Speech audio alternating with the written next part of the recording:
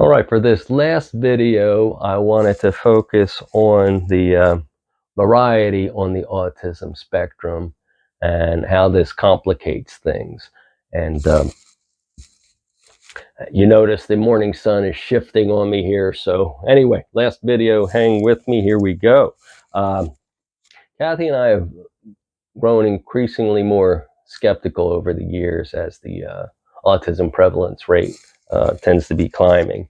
In fact, and I shouldn't do this to her. We've been married, long enough that I should know better. But I am a morning person, and my wife is decidedly not a morning person. So when she woke up the other morning, the first thing I asked her was when she thought the autism rate was going to get to 1 in 1.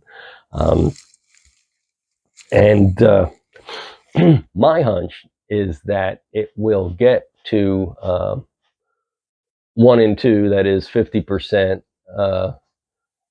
Fairly rapidly as it climbs over the years, but after that, getting to 1 in 1, it will slow down, kind of like a parabolic graph. But I'm serious that I think it will get to 1 in 10% within my lifetime, and I'm 63, so most of my lifetime is behind me, even being as optimistic as I can be. And so 1 in 10 in my lifetime is a fast climb, but it's, as you've noticed, it's had a pretty fast climb in the past few decades. One of the things Kathy mentioned when I disrupted her morning calm was calling such a range of things autism makes, treating the symptoms a lot more complicated, and it makes coming up with a cure for autism all but impossible.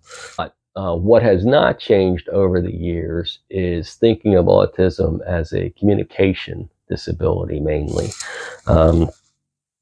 But doing that can generate more questions than it can answer sometimes.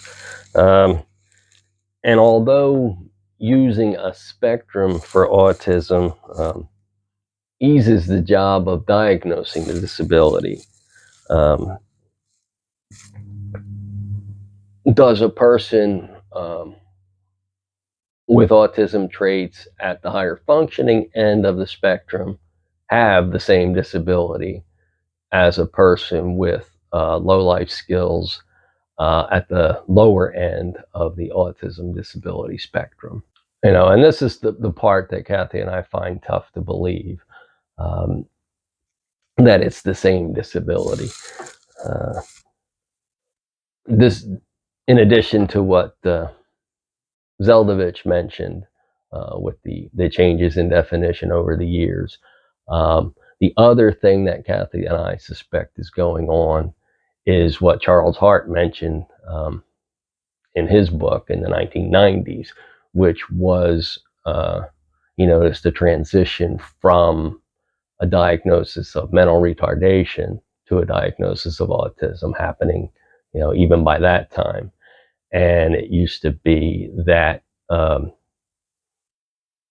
retardation was the typical go-to diagnosis given, especially at the low functioning end, and nobody wanted to hear the word autism, the A word, but now that kind of changed, and autism is a lot more common, not just in my everyday life, but in everybody's, and you don't really hear mental retardation anymore.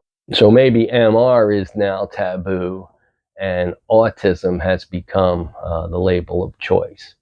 However, what is not taboo is intellectual disabilities or developmental disabilities, which is modern usage for what used to be called mental retardation. And so saying autism with or without developmental disabilities, or autism with or without intellectual disabilities, is a little more exact as far as the services needed, but basically you're getting back to levels which are in the current DSM-5-TR, the 3 levels of autism and the support needed. and that's, helpful. That's basically what families want to know, what governments want to know as far as the funding goes. Um, how much is necessary to um, how much support is necessary to have the person be able to live life as freely as they possibly can. Just to wrap this up, I mean, the autism spectrum is great for being inclusive, but it's not so great for knowing the level of services, the level of support needed for a person on the spectrum. And the other problem with that is, until we have a subjective way of diagnosing autism, as long as we are stuck, for lack of a better word, with diagnosis based on traits exhibited, um, we are not going to be able to come up with something specifically related to life skills available and support needed. That said, though, we don't need to wait for autism to get to 50% prevalence rate to be able to decide, yes, the prevalence, or yes, this disability is a little bit different in how it manifests itself from one person to the next. So that is where Kathy and I are right now with the definition of autism and the changes over the years and the changes in the prevalence of autism. We'd like to know what you think